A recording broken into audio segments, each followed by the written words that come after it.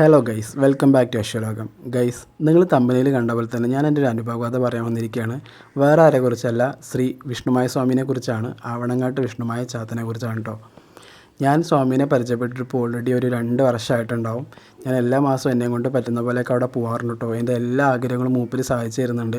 ചെറിയ കാര്യങ്ങളാണെങ്കിലും വലിയ കാര്യങ്ങളൊക്കെ മൂപ്പര് സാധിച്ചു തരുന്നുണ്ട്. ഞാനിപ്പോൾ എറണാകുളത്ത് നിന്ന് പനമ്പള്ളി നഗറിൽ നിന്ന് നേരെ വൈറ്റ്ലയിൽ പോയിട്ട് വൈറ്റ്ലയിൽ നിന്ന് പ്രൈവറ്റ് ബസ് സ്റ്റാൻഡിൽ നിന്ന് ബസ് പിടിച്ചിട്ടാണ് കേട്ടോ പോകുന്നത്. 80 രൂപയേ ഉള്ളൂ. ആൻഡ് ഡയറക്റ്റ് നമുക്ക് തൃപ്രയാർ പോയി ഇറങ്ങാൻ പറ്റും. തൃപ്രയാറിൽ നിന്ന് ഒരു 10-15 രൂപയ്ക്ക് നമുക്ക് ആവണങ്ങാട്ടേക്ക് ബസ് ഉണ്ട് കേട്ടോ. ആൻഡ് സ്വാമിനെ കുറിച്ച് പറയുകയാണെങ്കിൽ എനിക്ക് 100 നാവൊന്നും പോരാ കേട്ടോ. കാരണം എൻ്റെ എല്ലാ ആഗ്രഹങ്ങളും മൂപ്പര് സഹായിച്ചു തരുന്നുണ്ട്. ജോലിയാണെങ്കിലും എനിക്കുള്ള ബന്ധങ്ങളാണെങ്കിലും എല്ലാം മൂപ്പരുടെ സഹായം കൊണ്ട് കിട്ടിയതാണ്. എൻ്റെ അടുത്ത് നിന്ന് പോയ ബന്ധങ്ങളും മൂപ്പരുടെ സഹായം കൊണ്ടാണ് കേട്ടോ. പിന്നെന്താണെന്ന് നിങ്ങൾക്ക് അറിയാലോ, നമ്മുടെ ശിവഭഗവാന്റെയും കുളിവാകയുടെ മകനാണ് വിഷ്ണുമായ സ്വാമി. 390 കുട്ടിച്ചാത്തന്മാരിൽ ഒരാളാണല്ലോ. സോ എനിക്കങ്ങനെ കൂടുതൽ റിസർച്ച് ചെയ്തിട്ടില്ല, പറയാനും അറിയത്തില്ല. പക്ഷേ എൻ്റെ ആഗ്രഹങ്ങളെല്ലാം സാധിച്ചു തരുന്നതുകൊണ്ട് തന്നെ ഞാൻ സ്വാമീനെ എപ്പോഴും പോയി കാണാറുണ്ട്. എന്നെയും കൊണ്ട് പറ്റുന്ന വഴിപാടും അല്ലെങ്കിൽ എന്നെയും കൊണ്ട് പറ്റുന്ന പൈസ ഞാൻ അവിടെ കൊടുക്കാറുണ്ട്. ദർശനം കഴിഞ്ഞ് ഞാൻ അവിടെ കുറച്ച് നേരം വെറുതെ ഇരിക്കുകയായിരുന്നു. അവിടെ അന്നദാനമൊക്കെ ഉണ്ടായിരുന്നു 12 മണിക്ക്. പക്ഷേ ഞാൻ അതൊന്നും കഴിക്കാൻ നിന്നില്ല. വേറൊന്നുമല്ല, എനിക്ക് തിരിച്ച് വരണമായിരുന്നു എറണാകുളത്തോട്ട്. വേറെ പരിപാടി ഉണ്ടായിരുന്നു കേട്ടോ. എനിക്ക് അവിടെ ഇരിക്കുക എന്ന് പറയുമ്പോൾ തന്നെ ഭയങ്കര ഒരു മനസ്സമാധാനമാണ്. ഒരു മണിക്കൂറായിട്ട് ഞാൻ അവിടെ ഇരുന്നിട്ടുണ്ടാവും. അവിടുത്തെ പ്രകൃതി ഭംഗി എന്ന് വെച്ചാൽ വേറെ ലെവലാണ് കേട്ടോ ഗൈസ്. നമുക്ക് ഇത്രയും പ്രകൃതി ഭംഗി പിന്നെ ഇപ്പം അടുത്തൊന്നും കാണാൻ കിട്ടുന്നില്ലല്ലോ എല്ലായിടത്തും. പ്രകൃതി ഭംഗി മാത്രമല്ല, നമുക്കവിടെ മനസ്സമാധാനം, അവിടുത്തെ മരങ്ങളും ഇലകളും എല്ലാം ഒരു വൈബ് തന്നെയാണ്. എനിക്ക് ഭയങ്കര ഇഷ്ടമാണ്.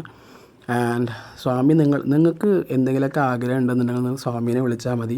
സ്വാമീനെ വിളിച്ചിട്ട് നിങ്ങളെ കൊണ്ട് പറ്റുന്ന വഴിപാട് അവിടെ നേർന്നു കഴിഞ്ഞാൽ നിങ്ങളുടെ കാര്യങ്ങൾ എന്തായാലും സാധിച്ചു തരും. അവിടെ വെള്ളാട്ട് കർമ്മം എന്നൊരു വഴിപാടുണ്ട്. അത് 101 രൂപയേ ഉള്ളൂ. അത് നിങ്ങൾ കഴിച്ചു കഴിഞ്ഞാൽ നിങ്ങളുടെ എല്ലാ പ്രാർത്ഥനയും മൂപ്പര് സാധിച്ചു തരും കേട്ടോ.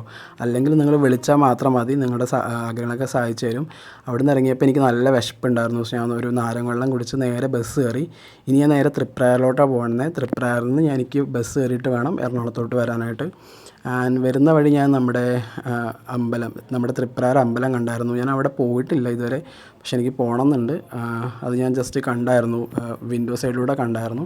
ദെൻ ഞാൻ കട്ട പോസ്റ്റായിരുന്നു കേട്ടോ. കട്ട പോസ്റ്റ് എന്ന് വെച്ചാൽ കട്ട പോസ്റ്റായിരുന്നു. കാരണം 1 മണിക്കൂറായിട്ട് ബസ് കാത്ത് നിന്നു. നിങ്ങൾ നോയ്സ് ഉണ്ട്, ബാക്ക്ഗ്രൗണ്ട് നോയ്സ് നിങ്ങൾ ക്ഷമിക്കണം. കാരണം ഞാൻ റൂമിൽ നിൽക്കുന്നിടത്ത് റെയിൽവേ സ്റ്റേഷൻ അടുത്താണ്.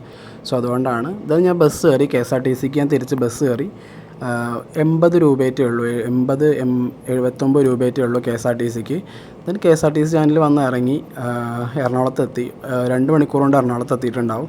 ഇത് ഞാനൊരു വലിയ വീഡിയോ ആയിട്ട് ചെയ്യണമെന്ന് വിചാരിച്ചാണ്. പക്ഷേ 3 മിനിറ്റ് ഈ വീഡിയോ ഉള്ളൂ.